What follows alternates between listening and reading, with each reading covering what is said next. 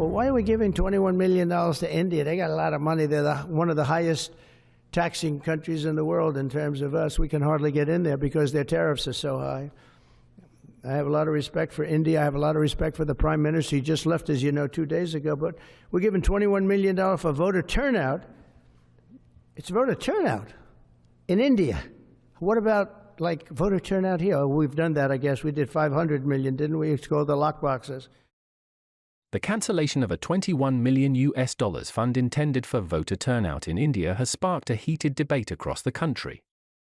Just a day after the US Department of Government Efficiency pulled the funding, the BJP raised concerns, claiming the move was an example of interference in India's electoral process.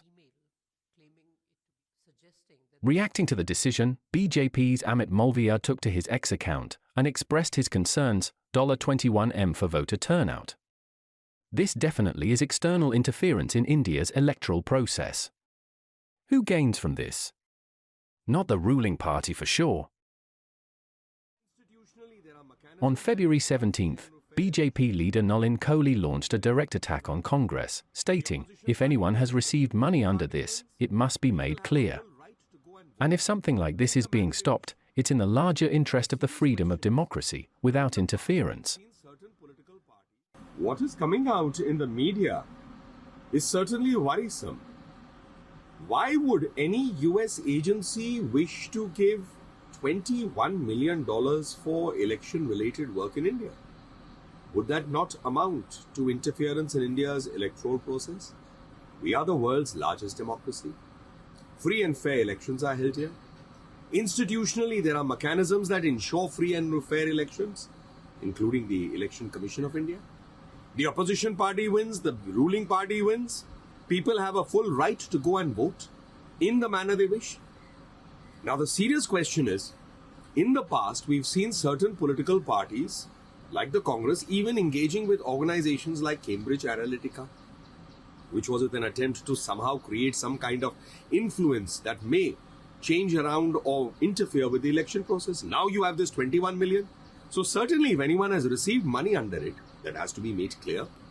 And certainly if something like that is being stopped, it is in the larger interest of freedom of democracy without interference. Amidst the controversy, former Chief Election Commissioner of India, Dr. S.Y. Qureshi, took to X to refute claims about the report, saying it didn't have an iota of fact. He clarified that during his tenure as CEC in 2012, there was an MOU with the International Foundation for Electoral Systems, IFES, just as with many other organizations, to facilitate training for countries at the Election Commission of India's Training and Resource Centre, IIDM.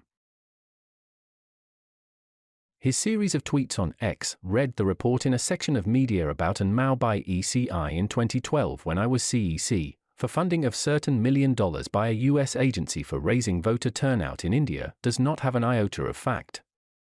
Yes, there was a MOU with IFES in 2012 when I was CEC, like we had with many other agencies and election management bodies, to facilitate training for desirous countries at ECI's Training and Resource Centre, IIDM, which was very new at that stage. There was no financing or even promise of finance involved in MOU, forget X or Y amount. The MOU in fact made it clear in black and white that there would be no financial and legal obligation of any kind on either side. This stipulation was made at two different places to leave no scope for any ambiguity. Any mention of any funds in connection with this MOU is completely false and malicious. The official DOGE account on X also shared an updated list of government-funded international projects that would no longer be moving forward, including the controversial $21 million allocation for voter turnout in India. The announcement stated, US taxpayer dollars were going to be spent on the following items, all of which have been cancelled. In addition to the India funding, DOGE also scrapped several other international initiatives. Among them, $10 million meant for Mozambique voluntary medical male circumcision, and a staggering $486 million designated for the Consortium for Elections and Political Process Strengthening.